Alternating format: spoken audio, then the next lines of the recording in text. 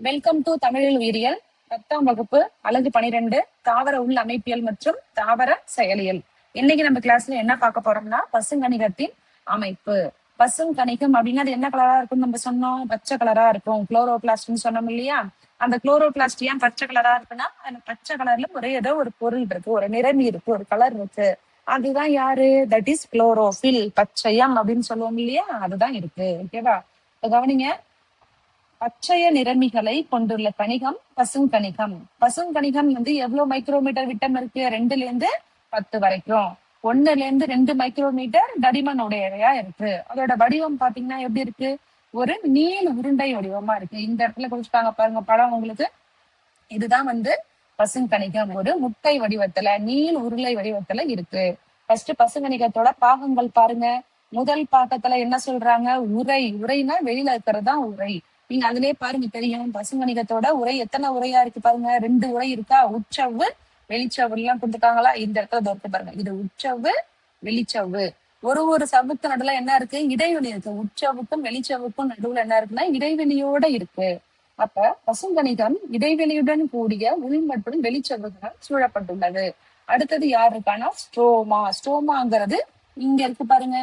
அதாவது அந்த நீள் உருளை வடிவத்துல உள்ள அந்த பச்சை கலரா உள்ள இடம் தான். ஓகேவா? அதுதான் நம்ம என்ன சொல்றோம்னா ஸ்ட்ரோமா. சவ்வின் உட்புறம் மேட்ரிக்ஸ் என அழைக்கப்படும் ஸ்ட்ரோமா பகுதி உள்ளது. இதில் புரதச்சேர்க்கைக்கு தேவையான அந்த ஸ்ட்ரோமாவில என்னெல்லாம் இருக்கு அப்படின்னா டிஎன்ஏ இருக்கு, 70S ரைபோசோம்ஸ் இருக்கு மற்றும் பிற மூலக்கூறுகள் உள்ளன. அடுத்தது வாங்க. அடுத்தது தைலகாய்டு. ஸ்ட்ரோமாவில் இடைவெளியுடன் கூடிய பைப் போன்ற தட்டு வடிவ அமைப்பு காணப்படுகிறது.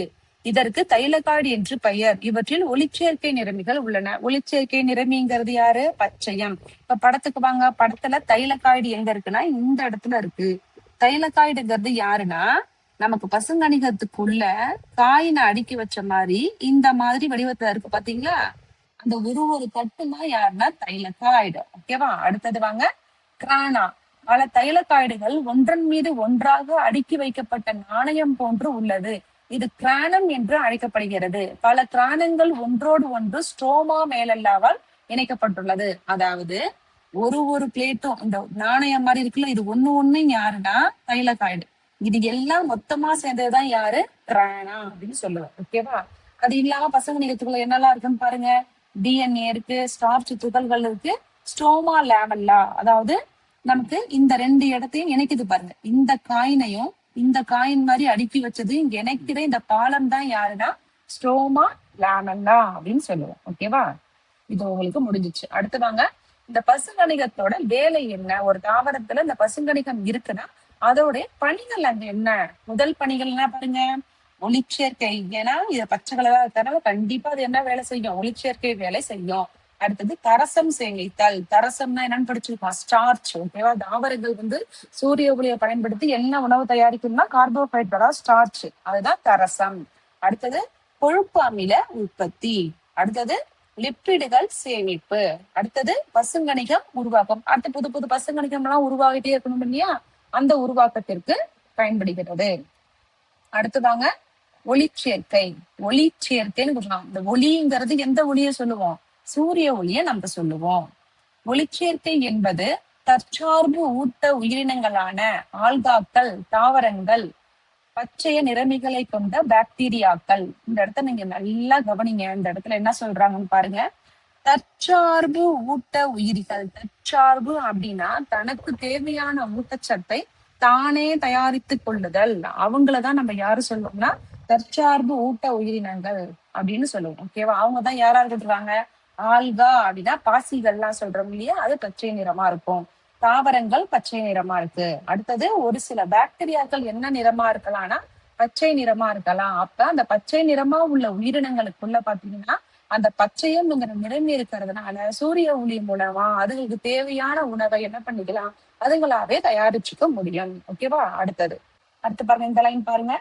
போன்றவை சூரிய ஆற்றலை பயன்படுத்தி தனக்கு வேண்டிய உணவை தாமே தயாரித்துக் கொள்ளும் நிகழ்ச்சியாகும்.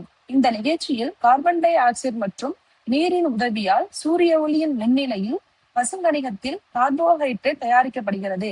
இந்நிகழ்ச்சியின் போது ஆக்சிஜன் வெளியேற்றப்படுகிறது. இந்த லைனை நல்லா கவனிங்க. ஒருவேளை தாவரங்கள் ஒளிச்சேர்க்கை செய்யல, போட்டோசிந்தசிஸ் பண்ணலன்னா உயிரினங்களான விலங்குகளுக்கு உயிர் வளர்த்துக்கான ஆக்சிஜனே கிடைக்காது. தாவரங்கள் ஒளிச்சேர்க்கை செய்வதன் மூலமா மட்டும்தான் தாவரங்கள்ல இருந்து ஆக்சிஜன் வெளியிடப்படுகிறது. அதாவது ஆக்சிஜன் நம்மளுடைய உயிர் வாயுன்னு நம்ம சொல்றோம். அந்த உயிர் வாயுவானது எந்த நிகழ்ச்சியின் மூலம் வெளியிடப்படுகிறது? தாவரங்களோட அந்த உணவு தயாரித்தலான ஒளிச்சேர்க்கையின் போதுதான். ஓகேவா? போட்டோசிந்தசிஸ் மூலம் தான் அந்த உயிர் வாயு நமக்கு வெளியேற்றப்படுகிறது. ஓகேவா? இப்ப கீழே அந்த ஈக்குவேஷனை கவனிங்க. ஒரு ஒளிச்சேர்க்கை நடக்கணும்னா யாரெல்லாம் அங்க வேணும் அப்படின்னு கவனிச்சீங்கன்னா கண்டிப்பா கார்பன் டை ஆக்சைடும் தண்ணியும் வேணும். சரியா? கார்பன் டை ஆக்சைடின் தண்ணி இருக்கும்போது மட்டும் நடந்துருமானா நடக்காது. கார்பன் டை ஆக்சைடின் தண்ணி இருக்கும்போது மெயினா அங்க யாரு பிரசன்ட் ஆயிருக்கோம்னா சூரிய ஒளி இருக்கணும். சூரிய ஒளி இல்லாம ஒளிச்சேர்க்கை நடைபெறாது. இரவு நேரங்கள்ல கார்பன் டை ஆக்சைடு கிடைக்கும், தண்ணி கிடைக்கும், செடி வந்து பச்சை கலரா தான் இருக்கும். ஆனா யார் இருக்க மாட்டாங்க? சூரியன் இருக்காது. அப்ப இரவு நேரங்கள்ல ஒளிச்சேர்க்கை நடக்குமான்னு கேட்டா கண்டிப்பா நடக்காது. ஓகேவா? அப்ப கார்பன் டை ஆக்சைடும் தண்ணி இருக்கும் போது அங்க சூரிய ஒளி இருந்துச்சுன்னா கண்டிப்பா அந்த தாவரம் என்ன செய்யும்? ஒளிச்சேர்க்கை செய்யும். ஒருவேளை நமக்கு வந்து சூரிய ஒளியும் இருக்கு, கார்பன் டை ஆக்சைடு இருக்கு, தண்ணி இருக்கு, இலை வந்து நமக்கு மஞ்சள் கலரா இருக்கு, ஆரஞ்சு கலரா இருக்குன்னா அங்க ஒளிச்சேர்க்கை நடக்குமா? நடக்காது. ஏன்னா அந்த இலையில என்ன கிடையாது? பச்சையும் கிடையாது. ஓகேவா? அப்ப கார்பன் டை ஆக்சைடு, வாட்டர், சூரிய ஒளி, பச்சையம் இதெல்லாம் இருக்கும்போது தாமரை வந்து என்னத்தை உருவாக்குதுன்னா C6H12O6 அப்படிங்கிற குளுக்கோஸ் மாலிகூல்ஸ். அந்த குளுக்கோஸ் தான் என்னவா கன்வெர்ட் ஆகும்னா ஸ்டார்ச் மாலிகூல், தரசம் மாலிகூல்ஸ். ஓகேவா? அப்ப ஒரு நிகழ்ச்சி நடக்கும்போது அதுல இருந்து என்ன வெளியே வருது பாருங்க, H2O தண்ணிங்கிற ஒரு வாட்டர் மாலிகூல்ஸ் வெளில வருது. மெயினா நம்ம இதுல பார்க்க வேண்டியது CO2. ஓகேவா? இங்க CO2 உள்ள வருது. நிகழ்ச்சியோட ஆரம்பத்துல CO2 உள்ள வருது, நிகழ்ச்சியோட முடிவுல யாரு வெளில வரா? O2 வெளில வருது. இது வந்து ஒரு வேதியியல் வினை. ஓகேவா? இது வந்து ஒரு கெமிக்கல் ரியாக்ஷன். எந்த ஒரு கெமிக்கல் ரியாக்ஷன் நடந்தாலும் கண்டிப்பா அந்த கெமிக்கல் ரியாக்ஷன்ல என்ன வெளிப்படும்னா தண்ணி, நீர் மூலக்கூறு வந்து வெளியேறும். ஓகேவா? கீழே கொடுத்துட்டாங்க பாருங்க எல்லாத்துக்கும் பேரு. கார்பன் டை ஆக்சைடு, நீர், குளுக்கோஸ், நீர் பிளஸ் ஆக்சிஜன். அடுத்தது ஒளிச்சேர்க்கை நடைபெறும் இடங்கள். எங்கெல்லாம் ஒளிச்சேர்க்கை நடைபெறும்? கண் நம்மளுக்கு சொல்லுங்க. எங்கெல்லாம் தாவரத்துல பச்சை நிறமா இருக்கோ அங்கெல்லாம் கண்டிப்பா என்ன நடக்கும்? ஒளிச்சேர்க்கை நடைபெறும். ஓகேவா? பூ வந்து மொட்டா இருக்கும் போது என்ன கலரா இருக்கும்? பச்சை கலரா இருக்கும். ரோஜா செட் எல்லாம் பாத்துருக்கலாம். பூவோட அந்த மொட்டு வந்து பாத்தீங்கன்னா பச்சை நிறமா இருக்கும். அப்ப கண்டிப்பா அங்கேயும் என்ன நடக்கும்? ஒளிச்சேர்க்கை நடைபெறும்.